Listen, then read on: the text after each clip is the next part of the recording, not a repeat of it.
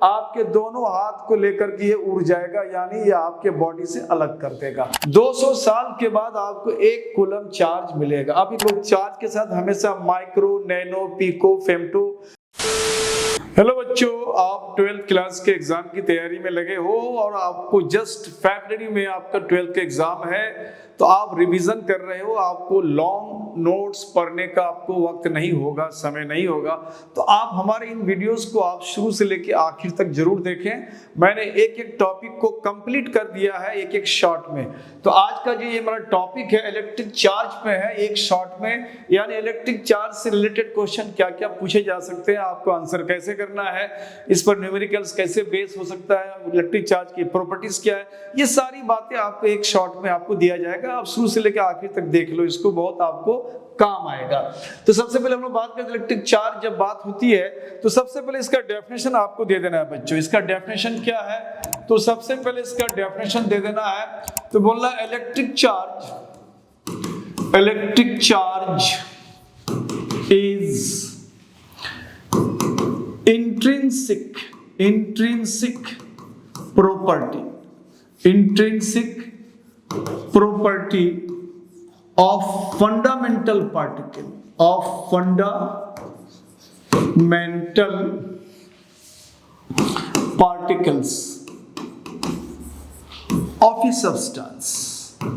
of a substance which causes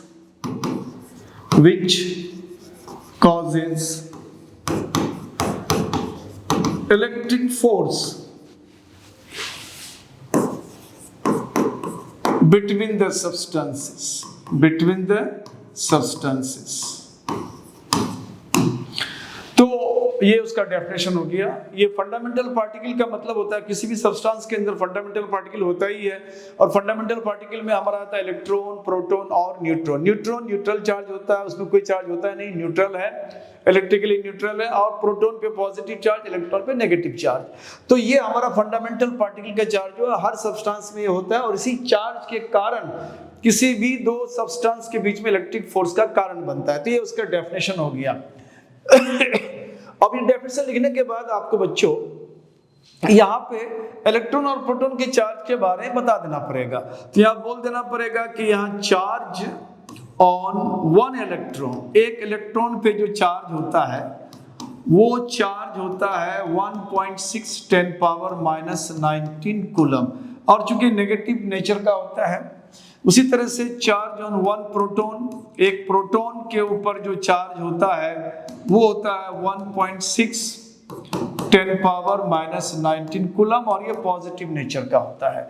तो ये charge मेरे बारे में बता दिया कि उसके अंदर जो फंडामेंटल पार्टिकल्स है, एक्चुअली इलेक्ट्रॉन प्रोटॉन का ही चार्ज की बात हम लोग करते हैं, तो ये चार्ज होता है। अब चार्ज जब आप बता देते हो तो उसके बाद आपका यूनिट आता है बच्चों कि इसका एसआई यूनिट क्या होता है। तो वेरी सिंपल है, इसका एसआई यूनिट जो होता है वो कूलम होता है। एसआई यूनिट कूलम होता है, ये साइंटिस्ट के नाम से है, और नाम जब लिखना है फुल फॉर्म में कूलम को तो स्मॉल सी से स्टार्ट करना, नहीं तो कैपिटल सी से करोगे तो साइंटिस्ट का नाम हो जाएगा, और सिंबल में लेकिन कैपिटल सी लेते हैं। उसके बाद आता है इसका सीजीएस यूनिट की जब बात करते हैं बच्चों, तो सीजीएस में 2 यूनिट होता है, एक होता है ईएसयू और एक होता है ईएमयू। यानी एक कूलम को अगर हमें कन्वर्ट करना है सीजीएस में, और उसमें सीजीएस का नाम अगर हमने कहा कि ईएसयू में कन्वर्ट करना है, तो ये 3 × 10⁹ ये ईएसयू होता है, इलेक्ट्रोस्टैटिक यूनिट। और दूसरा एक ईएमयू होता है, यानी 1 कूलम होता है 1/10 ईएमयू, इसको फुल फॉर्म में कहते हैं इलेक्ट्रोमैग्नेटिक यूनिट। ये चार्ज का यूनिट के बारे में बात हो गया। अब उसके बाद आता है उसका डायमेंशनल फार्मूला। तो चार्ज का डायमेंशनल फार्मूला ऑब्जेक्टिव वगैरह में कुछ भी पूछा जा सकता है, तो सारी चीज को हम लोग क्लियर कर लेते हैं। डायमेंशनल फार्मूला यानी हिंदी में इसको बोलते हैं विमीय सूत्र। देखो चार्ज का विमीय सूत्र हम लोग डायरेक्ट नहीं निकाल सकते हैं, क्योंकि फंडामेंटल जो फिजिक्स में या केमिस्ट्री में जो हम लोग फंडामेंटल क्वांटिटीज कहते हैं वो 7 क्वांटिटीज होता है, और वो 7 क्वांटिटीज के पावर्स के फॉर्म में जो हम लोग एक्सप्रेशन रखते हैं, एक्सप्रेस करते हैं, उसी को हम लोग डायमेंशनल फॉर्मूला कहते हैं। यानी डायमेंशनल फॉर्मूला आप अगर किसी चीज का निकालने जा रहे हो तो आप 7 फंडामेंटल क्वांटिटीज के बारे में आपको नॉलेज होना चाहिए। एंड अपार्ट फ्रॉम दैट उस 7 फंडामेंटल क्वांटिटीज के अलावा किसी का डायमेंशन नहीं होता है। तो उस 7 फंडामेंटल में हमारा इलेक्ट्रिक करंट जो है वो 7 फंडामेंटल में आता है, इलेक्ट्रिक चार्ज नहीं आता है। तो हम लोग करंट के बारे में पढ़े हैं बच्चे क्लास में, करंट बराबर होता है चार्ज अपॉन टाइम। चार्ज को हम लोग Q से और टाइम T से रिप्रेजेंट करते हैं। तो चार्ज बराबर क्या हो जाएगा, अगर हम चार्ज की बात करेंगे तो चार्ज बराबर हो जाएगा, चार्ज इक्वल टू हो जाएगा यहाँ पे IT। अब यहाँ पे अगर हम डायमेंशनल फॉर्मूला की बात करते हैं, स्क्वायर ब्रैकेट से सिंपली घेर लेते हैं, तो ये जो इलेक्ट्रिक करंट का सिंबल है I भी लेते हैं डायमेंशनल फॉर्मूला में, कभी कभी A भी लेते हैं। चाहे तो आप I ले सकते हो तो ये IT हो जाएगा टाइम T, या अगर A लिया है तो इसको AT हो जाएगा। तो चार्ज का डायमेंशनल फॉर्मूला IT भी होता है और AT भी होता है, आप किसी एक में रख सकते हो। तो चार्ज के बारे में आपको इतनी सारी चीज पहले तो बता देना पड़ेगा। उसके बाद आता है कि चार्ज के प्रॉपर्टीज क्या है। तो अब हम लोग चार्ज के प्रॉपर्टीज के बारे में बात करते हैं। तो चार्ज के प्रॉपर्टीज क्या है, तो उस प्रॉपर्टीज को हम लोग देखते हैं। तो बच्चों चार्ज का जो प्रॉपर्टीज है, प्रॉपर्टीज ऑफ चार्ज या इलेक्ट्रिक चार्ज, यानी आवेश के मौलिक गुण। तो आवेश के जो गुण है वो हम लोग 3 तरह से इसको देखते हैं। तो सबसे पहले है एडिटिविटी ऑफ चार्ज, यानी चार्ज हम लोग अलजेब्रिकली जोड़ सकते हैं, इसको बोलते हैं additivity of charge. Additivity of charge में क्या होता है, जैसे कोई बॉडी है और इस बॉडी में अलग अलग पॉइंट्स पर अलग अलग चार्ज है। यहाँ मान लो 2 कूलम चार्ज है और यहाँ पे -3 कूलम चार्ज है, यहाँ पे 6 कूलम चार्ज है। इस तरह से बहुत सारा चार्ज अलग अलग पॉइंट्स में यहाँ इस बॉडी के अंदर बिखरा हुआ है।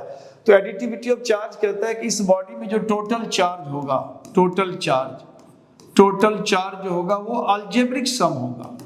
अलजेब्रिक सम इसलिए होगा कि ये जो हमारा चार्ज है स्केलर क्वांटिटी है, ये वेक्टर क्वांटिटी नहीं, इसमें डायरेक्शन का कोई मतलब नहीं होता है।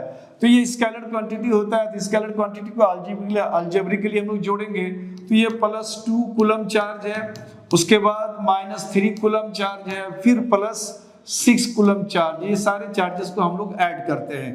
तो अब ये दोनों पॉजिटिव है, 6 + 2 8 में से 3 चला गया तो ये 5 कूलम चार्ज हो गया, यानी एडिटिविटी ऑफ चार्ज, यानी चार्ज का ये पहला प्रॉपर्टी है। दूसरा आता है quantization of charge. Quantization of charge यानी आवेश के क्वांटमीकरण, क्वांटाइजेशन ऑफ चार्ज। तो बच्चों क्वांटाइजेशन ऑफ चार्ज क्या है, उसको बहुत ज्यादा लंबा नहीं करना है, आप उसको बेसिकली एग्जाम में जो आपको लिखना है, सबसे पहले हम इसको ये क्वांटम वर्ड का इस्तेमाल करते हैं। बोलता है कि किसी भी बॉडी में जो मिनिमम पॉसिबल चार्ज है उससे और कम चार्ज नहीं हो सकता है, उस मिनिमम चार्ज को हम लोग क्वांटम कहते हैं। यानी एक क्वांटम चार्ज की अगर बात करेंगे, बोलेंगे 1 क्वांटम चार्ज कितना है, 1 क्वांटम चार्ज। तो 1 क्वांटम चार्ज सबसे मिनिमम चार्ज है, उससे और कम नहीं, तो वो है 1.6 10⁻⁻19 कूलम। ये इसको हम लोग 1 क्वांटम चार्ज कहते हैं, या इसी को हम लोग बेसिक चार्ज भी कहते हैं। इसी का नाम है बेसिक चार्ज। अब ये बेसिक चार्ज की अगर बात करते हैं बच्चों, तो ये चार्ज का वैल्यू अगर आप देखोगे तो ये चार्ज आपको इलेक्ट्रॉन में भी है, एक इलेक्ट्रॉन में और एक प्रोटॉन में भी है। तो जनरली जब हम इलेक्ट्रिसिटी की या करंट की बात करते हैं तो हम लोग इलेक्ट्रॉन से ज्यादा कंसर्न रखते हैं, क्योंकि इलेक्ट्रॉन हम किसी भी बॉडी के एटम से बाहर ले सकते हैं या उस एटम के ऊपर में इलेक्ट्रॉन हम डाल सकते हैं। यानी इलेक्ट्रॉन हम ले भी सकते हैं, दे सकते हैं, but proton can not be transferred from its nucleus. Nucleus के अंदर से इलेक्ट्रॉन प्रोटॉन ट्रांसफर नहीं हो सकता है, वो इंटैक्ट रहता है। जब तक करके आप न्यूक्लियस को ब्रेक नहीं करते हो। तो इसीलिए हम लोग जब चार्ज की बात करते हैं, किसी बॉडी में चार्ज इतना है या चार्ज उसमें इतना कम है, इतना ज्यादा है, तो ये सारी बातें हम लोग in terms of electric charge की जब बात करते हैं, in terms of charge of electron की बात करते हैं। तो यहाँ अगर बोलेंगे ये चार्ज ऑफ वन इलेक्ट्रॉन की बात करते हैं, चार्ज ऑफ वन इलेक्ट्रॉन, तो ये एक इलेक्ट्रॉन की चार्ज को हम लोग बेसिक चार्ज कहते हैं या इसको वन क्वांटम चार्ज भी कहते हैं। तो अब सवाल है कि चार्ज का क्वांटाइजेशन का मतलब क्या है। तो बच्चों, चार्ज का क्वांटाइजेशन का मतलब है कि किसी बॉडी में अगर चार्ज होगा तो 1 क्वांटम चार्ज होगा, 2 क्वांटम होगा, 3 क्वांटम होगा, 4, यानी ये इंटीग्रल मल्टीपल होगा, इंटीग्रल मल्टीपल चार्ज होगा। क्योंकि ये चार्ज अगर एक बेसिक चार्ज यानी फंडामेंटल इलेक्ट्रॉन का चार्ज है, तो किसी भी बॉडी में इलेक्ट्रॉन अगर किसी ने लिया है तो 1 इलेक्ट्रॉन लेगा, 2 लेगा, 3 लेगा, या अगर उस बॉडी ने इलेक्ट्रॉन दिया है तो 1, 2, 3 व्हाटएवर, यानी integral part of the electron देगा। इलेक्ट्रॉन को फर्दर डिवाइड करके नहीं दे सकता है कि हाफ इलेक्ट्रॉन दिया और हाफ अपने पास रख लिया, ऐसा नहीं होता है। तो इसका मतलब है जब भी किसी बॉडी में चार्ज की बात होगी, वो इलेक्ट्रॉन के चार्ज की अगर बात करते हैं तो इलेक्ट्रॉन कंप्लीटली इंटीग्रल फॉर्म में रहेगा, यानी इतना चार्ज किसी बॉडी में मिनिमम होगा, या अगर ज्यादा है तो इसका मल्टीपल होगा, 1 time, 2 time, 3 time, 4 time, whatever, integral multiple of time होगा। यानी इसको इंटीग्रल फॉर्म में इसको रखते हैं, जिसको हम लोग क्वांटाइजेशन ऑफ चार्ज कहते हैं। अब सवाल है कि किसी बॉडी में चार्ज के कारण को हम लोग इलेक्ट्रॉन को ही क्यों मानते हैं। जैसे मान लिया जाए कि हमने यहाँ बात करा, एक एलिमेंट लिया हमने सोडियम, सोडियम के अंदर जो है प्रोटॉन हमारा 11 है, यानी 11 यूनिट ऑफ पॉजिटिव चार्ज, और इलेक्ट्रॉन भी 11 है और इसको 11 यूनिट ऑफ नेगेटिव चार्ज कहते हैं। अगर हम यूं बोले कि इन दोनों में चार्ज, प्रोटॉन भी होता है चूंकि वो न्यूट्रल है, उसकी बात हम लोग नहीं कर, न्यूट्रॉन भी होता है और न्यूट्रल चार्ज होता है, उसकी बात हम लोग नहीं करेंगे। या चार्ज की बात हो रही है तो यहाँ सम टोटल ऑफ चार्जेस की बात करेंगे तो 0, या सोडियम पे कोई चार्ज नहीं है। लेकिन जब हम बात करेंगे कि इन्होंने एक इलेक्ट्रॉन अगर किसी को डोनेट करा, एक इलेक्ट्रॉन किसी को दे दिया, माइनस कर दिया, तो अब सोडियम के साथ क्या मामला आएगा। सोडियम के साथ मामला आएगा कि प्रोटॉन तो उसका 11 ही यूनिट रह गया है, लेकिन इलेक्ट्रॉन इसका जो है 10 यूनिट रह गया, एक इलेक्ट्रॉन उन्हें डोनेट करा, तो इसके पास चार्ज का अगर हम एडिशन करेंगे तो +1 चार्ज हमारे पास बचता है। इसका मतलब है कि जब इलेक्ट्रॉन को डोनेट करा तो इसमें प्लस चार्ज डेवलप हो गया। उसी तरह से अगर हम मान लिया जाए कि हमने कहा कि जैसे क्लोरीन है, तो क्लोरीन में प्रोटॉन अगर हम बोलेंगे तो इसमें 17 प्रोटॉन है पॉजिटिव चार्ज, इलेक्ट्रॉन भी 17 ही है नेगेटिव चार्ज। अगर इनके चार्ज का सम टोटल की बात करेंगे 0 आ जाएगा। यहाँ पे सोडियम यानी क्लोरीन पे कोई चार्ज नहीं है, यानी उस पे चार्ज आपका 0 है, इसमें कोई चार्ज नहीं है। लेकिन अगर इन्होंने इलेक्ट्रॉन एक्सेप्ट किया, अगर इसके अंदर इलेक्ट्रॉन बाहर से कहीं ऐड हो गया, अब क्लोरीन के साथ क्या होने वाला है, प्रोटॉन तो इंक्रीज डिक्रीज ना होगा, वो तो 17 का 17 ही रह गया, लेकिन अब इलेक्ट्रॉन उसका एक इंक्रीज कर गया, पहले से 17 था, अब उसमें एक इलेक्ट्रॉन और आ गया तो 18 हो गया। चूंकि उसका चार्ज नेगेटिव है तो अब -18 यूनिट चार्ज हो गया इस क्लोरीन के पास। अगर चार्जेस का सम की बात करेंगे तो यहाँ -1 बच रहा है आपको। इसका मतलब है कि क्लोरीन पर एक नेगेटिव चार्ज यूनिट डेवलप हो गया। तो इससे क्लियर है कि किसी भी बॉडी में अगर चार्ज की बात करते हैं तो वो transfer of electron is the cause of charge, यानी किसी ने इलेक्ट्रॉन अगर दिया उसमें पॉजिटिव चार्ज डेवलप होगा, किसी ने इलेक्ट्रॉन लिया तो उस पर नेगेटिव चार्ज डेवलप होगा।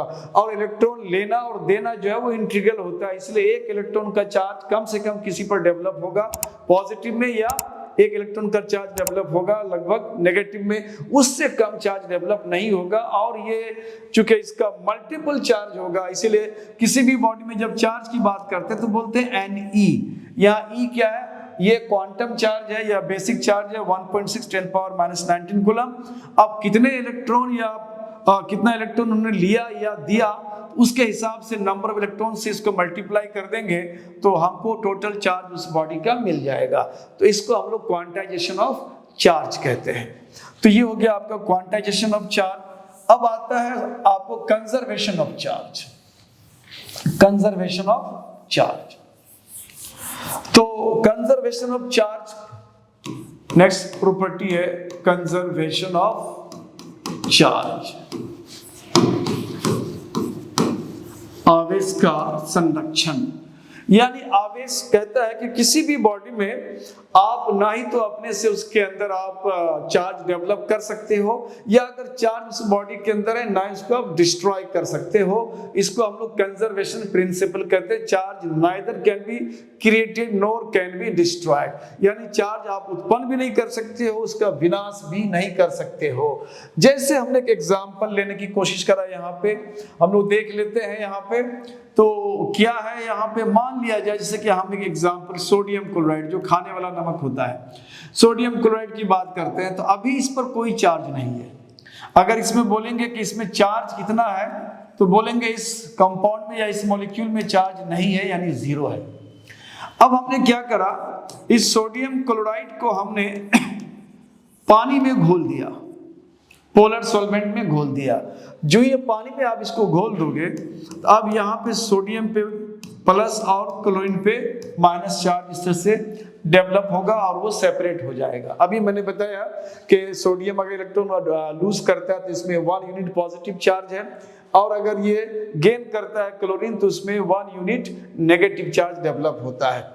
तो अगर हम ये कहें कि अब सोडियम में भी चार्ज डेवलप हो गया, क्लोरीन पे चार्ज डेवलप हो गया, लेकिन इससे पहले इस कंपाउंड में कोई चार्ज नहीं है, जीरो है, तो हमने तो चार्ज यहाँ डेवलप किया। तो कहा जाता है कि नहीं, अगर हम डेवलप की बात करते हैं तो ये जो हमारा एक सिस्टम का एक पार्ट है, अगर सोडियम क्लोराइड एक मॉलिक्यूल है और वो सिस्टम है, उस सिस्टम को हमने यहाँ पे डिसइंटीग्रेट करा है सिर्फ। तो डिसइंटीग्रेट करा है तो यहाँ पे सिस्टम के अंदर चार्ज कितना है, 1+, और यहाँ पे सिस्टम का ही एक पार्ट का एक कंपोनेंट का चार्ज यहाँ पे 1-। अगर इन चार्जेस को अगर हम जोड़ेंगे तो अभी भी हमारे इस सिस्टम के अंदर चार्ज का वैल्यू जीरो है। इसका मतलब हम चार्ज क्रिएट भी नहीं कर सकते हैं, इसको डिस्ट्रॉय भी नहीं कर सकते हैं। तो ये 3 प्रॉपर्टी आपको चार्ज से रिलेटेड हो गया। अब आता है इसमें आपको रिलेटेड कुछ न्यूमेरिकल्स वगैरह आता है। तो कुछ न्यूमेरिकल्स जैसे हम देख लेते हैं यहाँ पे, जैसे एनसीईआरटी में बहुत सारे न्यूमेरिकल्स है जो बहुत छोटे छोटे नेचर का होता है, आप उसको आराम से बना सकते हो। कुछ न्यूमेरिकल्स है जो आपको जहाँ कंफ्यूज करेगा, तो मैं वही आपको यहाँ डिराइव कर देता हूँ, बता देता हूँ। मान लो कि आपको 250 ग्राम वाटर दिया गया, तो आपको एनसीईआरटी में क्वेश्चन देता है कि 1 cup of water, 1 cup water में अगर आप कहा जाए 1 कप ऑफ वाटर, इस मात्रा को हम लोग 1 कप बोलते हैं। ट्रेडिशनली हम लोग 1 कप कहते हैं। 1 कप का अगर आप मीनिंग समझोगे तो जनरली लोगों का एक कॉन्सेप्ट होता है 1 कप। अब कप का साइज कितना होगा, छोटा कप, बड़ा कप, मझला कप। तो फिजिक्स कहता है कि जब हम 1 कप की बात करते हैं तो 1 कप का मतलब यहाँ होता है, 1 कप का मतलब जनरली हम लोग 250 ग्राम को हम लोग, यानी 1 kg का 1 क्वार्टर को हम लोग 1 कप कहते हैं। इसको ऐसे समझ लो। तो 250 ग्राम वाटर में अब कह रहा है कि इसमें पॉजिटिव चार्ज कितना है या फिर नेगेटिव चार्ज कितना है। ये आपको क्वेश्चन पूछ दिया गया कि find the quantity of positive charge और negative charge in 1 cup of water. 1 cup water में कितना पॉजिटिव या नेगेटिव चार्ज होगा। तो बच्चों इसके लिए आपको करना यह है कि 1 कप तो समझ में आ गया कि 250 ग्राम हो गया।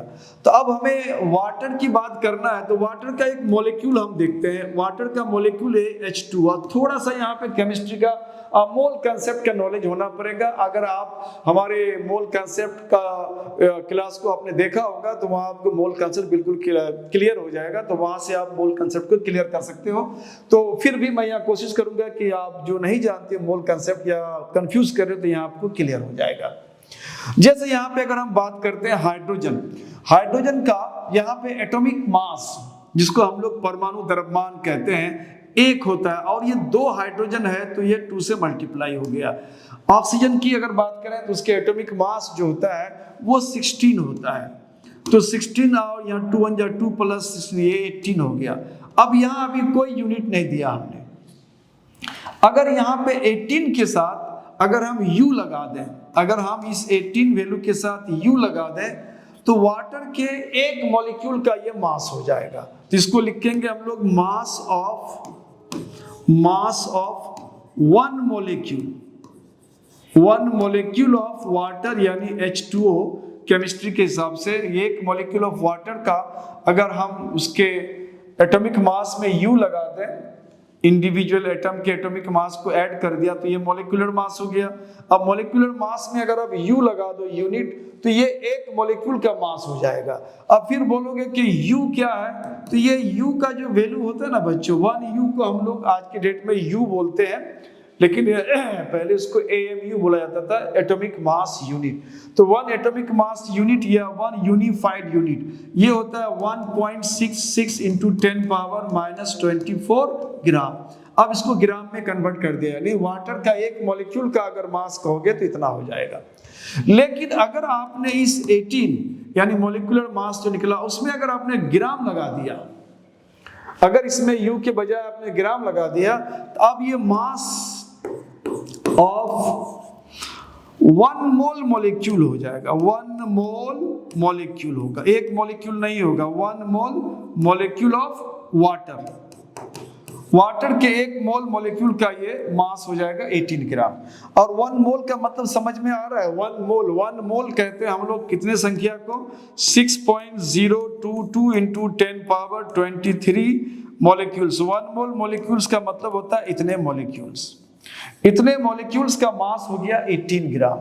अब आप सोच सकते हो कि 18 ग्राम वाटर में इतने मॉलिक्यूल्स हैं और एक मॉलिक्यूल्स में कितने प्रोटॉन है या कितने इलेक्ट्रॉन है।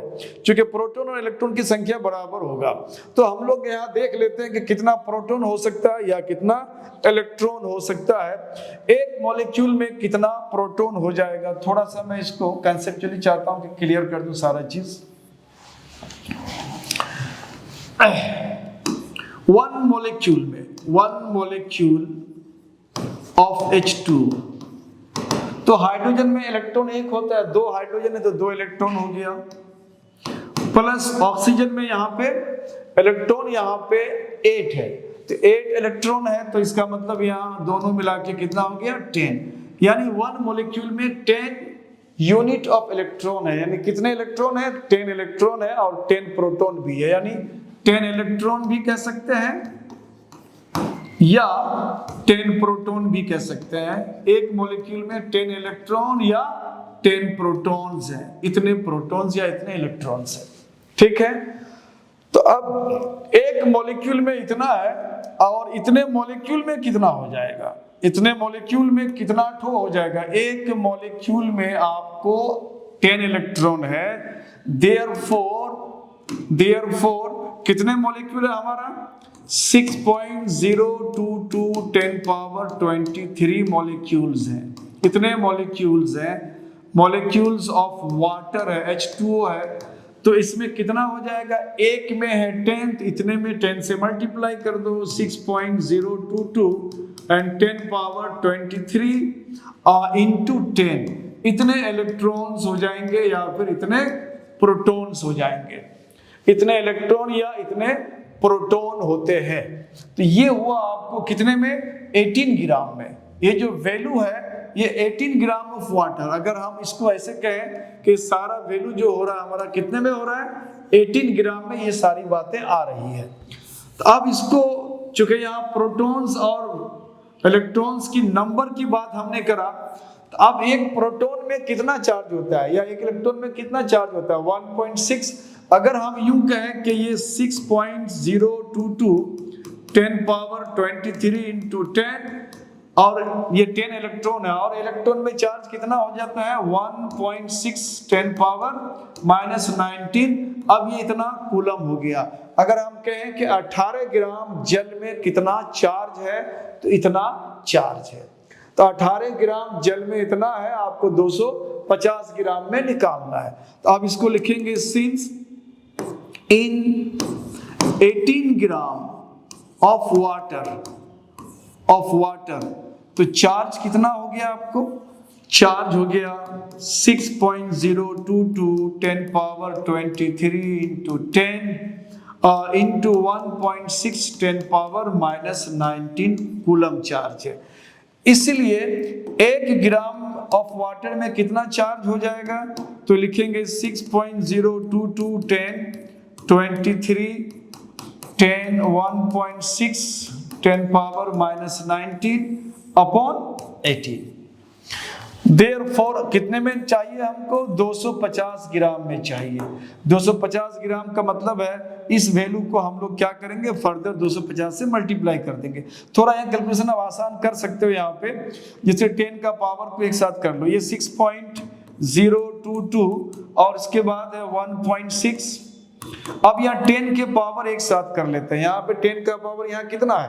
10 का पावर यहाँ आपको 23 है, 23 है, और यहाँ पे 10 का पावर 1 है तो 24 हो गया। तो 10 का पावर आपको 24 हो गया, और यहाँ 10 का पावर आपको -19 है, तो यहाँ -19 कर दो, 19 यहाँ पे माइनस कर दो, 14 में से यहाँ 9 माइनस कर दो तो ये 5 हो जाएगा, और यहाँ पे कितना रह गया 1, और 1 में से यहाँ 1 माइनस कर दोगे तो 0 हो जाएगा, यानी ये 10 पावर 5 हो गया।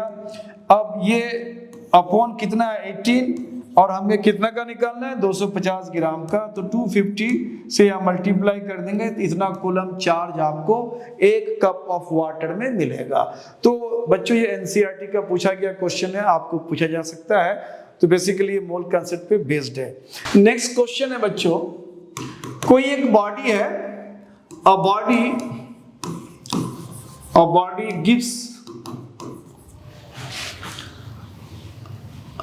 A body gives up 10 power 9 electrons, इतने इलेक्ट्रॉन्स पर सेकेंड। तो टाइम निकालना है, बोल रहे हैं कि इन व्हाट टाइम ये जो चार्ज उस बॉडी से हमारा निकलेगा या प्राप्त होगा, ये चार्ज हमारा 1 कूलम होगा। 1 कूलम चार्ज तक के लिए हमें कितने टाइम का इंतजार करना पड़ेगा। यानी किसी बॉडी से 10 पावर 9 यानी 1 अरब इलेक्ट्रॉन निकल रहा है हर सेकंड में इतना इलेक्ट्रॉन लगातार निकल रहा है। तो कह रहे हैं कि अगर हमें इन इलेक्ट्रॉन्स को चार्ज में कन्वर्ट करना पड़े तो 1 कूलम चार्ज के लिए हमें कितना समय लगेगा। तो सबसे पहले हमें ये देखना है कि 1 सेकंड में इतना इलेक्ट्रॉन का मतलब इतना इलेक्ट्रॉन का चार्ज उस बॉडी से निकल रहा है। तो यहाँ लिखेंगे हम लोग चार्ज इन 1 सेकेंड। 1 सेकेंड में वो कितना चार्ज दे रहा है वो बॉडी, तो वो 10 पावर 9 इलेक्ट्रॉन दे रहा है, और एक इलेक्ट्रॉन पे चार्ज होता है 1.6 10 पावर -19 कूलम। थोड़ा इसको सॉर्ट आउट कर लेते हैं, 1.6 10 पावर ये हो जाएगा -10 कूलम, यानी 1 सेकेंड में वह बॉडी इतना चार्ज दे रहा है। लेकिन हमको कितना चार्ज चाहिए 1 कूलम, तो यहाँ लिखेंगे कि 1.6 10 power -10 coulomb charge is obtained, हमें प्राप्त होता है कहां से? ऑब्टेन्ड इन 1 सेकेंड, 1 सेकेंड में प्राप्त होता है। ऑब्टेन्ड इन 1 सेकेंड, 1 सेकेंड में ये हमको इतना चार्ज प्राप्त हो सकता है। इसलिए अगर हमको 1 कूलम चार्ज प्राप्त करना हो तो हमें कितना सेकेंड लगेगा, तो ये लगेगा 1/1.6 इंटू 10 पावर -10 सेकेंड। इतना सेकेंड आपको लग जाएगा 1 कूलम चार्ज के लिए। तो अब इस टाइम को कभी कभी होता है क्या, ये टाइम है कभी कभी आपको एयर्स में, डेज में, मंथ में इस तरह से चेंज करने के लिए दे रहा है। देखने के लिए तो लगता है कि बहुत छोटी सी चीज है, लेकिन ये वैल्यू को अगर हम सॉल्व करते हैं, हमें टाइम चाहिए, अगर इस टाइम को अगर हम कन्वर्ट करेंगे आवर में या एयर में या डेज में, तब पता चलेगा कि कितना बड़ा ये वैल्यू है। तो थोड़ा सा इसको हम लोग सॉर्ट आउट करते हैं, थोड़ा सा मैं कर देता हूं इसको सॉल्व। ये आपका 1/1.6 10 पावर -10 सेकेंड है। अब इस सेकेंड को हमें मान लो एयर बनाना है, तो सेकेंड को हम लोग क्या करेंगे, इस सेकेंड को 1/1.6 10 पावर -10 को डिवाइड कर देना है 365। 1 ईयर में कितने दिन होते हैं? 365 नॉर्मली लेते हैं हम लोग। और एक दिन में कितने आवर होते हैं? तो 24 आवर होते हैं। और एक आवर में कितने मिनट होते हैं? तो 60 मिनट। और एक मिनट में कितने सेकंड होते हैं? तो 60 सेकंड। अगर हमने इसको इस तरह से डिवाइड कर दिया इस वैल्यू को, तो ये यहाँ एयर आ गया। अब इस वैल्यू को आप सॉल्व कर सकते हो बच्चों, इसको सॉल्व कर लोगे तो रफली आई थिंक 200 ईयर्स यानी 198.18 लगभग के आसपास होता होगा। सोल्व करोगे तो 198.18 ईयर्स होता है, यानी इतने साल लग जाएंगे, लगभग 200 साल। 200 साल के बाद आपको 1 कूलम चार्ज मिलेगा। आप ये कल्पना कर सकते हो कि 1 कूलम चार्ज कितना बड़ा चार्ज हो सकता है। हम लोग कहते हैं कि प्रैक्टिकली 1 कूलम चार्ज पॉसिबल नहीं है, थ्योरेटिकली हम लोग 1 कूलम चार्ज बोल लेते हैं। हम लोग चार्ज के साथ हमेशा माइक्रो, नैनो, पिको, फेम्टो इस तरह का नेम का यूज करते हैं। हम लोग इस तरह की बात हम लोग करते हैं, वहां पे डायरेक्ट कूलम की बात नहीं करते। हम लोग बोलते हैं माइक्रो कूलम चार्ज। किसी बॉडी में 9 माइक्रो कूलम चार्ज है, 6 माइक्रो कूलम चार्ज है, 6 फेम्टो कूलम चार्ज है, पिको कूलम, तो इस तरह यूज करते हैं हम लोग। कारण यह है कि 1 कूलम चार्ज, अभी आप देख रहे हो कि वह बॉडी 1 सेकेंड में 1 अरब इलेक्ट्रॉन को निकाल, 1 अरब, आप कल्पना कर सकते हो। आप बताओ 1 कूलम चार्ज के लिए उस बॉडी से कितना इलेक्ट्रॉन निकले कि 1 कूलम चार्ज हो, और कितने दिन तक इंतजार करना पड़ेगा? तो बोलेगा 200 साल तक आपको इंतजार करना पड़ेगा। कहा जाता है बच्चों 1 कूलम चार्ज की कहानी यह है कि 1 कूलम चार्ज आप यहां रख लो और 1 मीटर की दूरी पर 1 कूलम चार्ज यहां रख लो, और दोनों पॉजिटिव चार्ज अगर है तो कहा जाता है कि दोनों में इतना जबरदस्त रिपल्सिव फोर्स होगा कि इस दोनों चार्ज को ऐसे हाथ में रख करके आप जो है उसको पकड़ के भी नहीं रख सकते हो। आपके दोनों हाथ को लेकर के ये उड़ जाएगा, यानी ये आपके बॉडी से अलग कर देगा। कहा जाता है कि इतना फोर्स लगेगा, ये 1 करोड़ 60 लाख या 1 करोड़, कहीं कहीं 30 लाख, कहीं 20 लाख लिखते हैं। तो 1 करोड़ 20 लाख, मान लो 20 करोड़ को भी, 20 लाख को भी अगर हम छोड़ दें तो 1 करोड़, आप कल्पना करो 1 करोड़ आदमी का जो वेट होता है, भार होता है 1 करोड़, उतने ही वेट के बराबर, भार के बराबर ये रिपल्सिव फोर्स लगता है। अब कल्पना करो कि 1 कूलम चार्ज कितना हो सकता है। तो आज का जो हमारा वीडियो रहा बच्चों, ये इलेक्ट्रिक चार्ज से रिलेटेड आपको क्वेश्चन क्या बन सकता है, न्यूमेरिक्स कैसे कैसे आ सकते हैं, ये एक शॉट में आपका आ गया। अब इससे अगला मेरा जो वीडियो आएगा वो कूलम्स लॉ पे होगा, यानी Coulomb's law in electrostatics in 1 shot. एक शॉट में मैं पूरे कूलम्स लॉ को, कूलम्स लॉ, उसके वेक्टर फॉर्म, उससे रिलेटेड क्वेश्चंस, यानी उससे रिलेटेड जो भी बातें आएगी वो सारी चीज, उस पर न्यूमेरिक्स जो एनसीईआरटी में पूछे जा सकते हैं, जो थोड़ा टिपिकल न्यूमेरिकल्स है, उसको मैं पिकअप करूंगा और मैं आपको बताऊंगा। Thank you for watching my channel.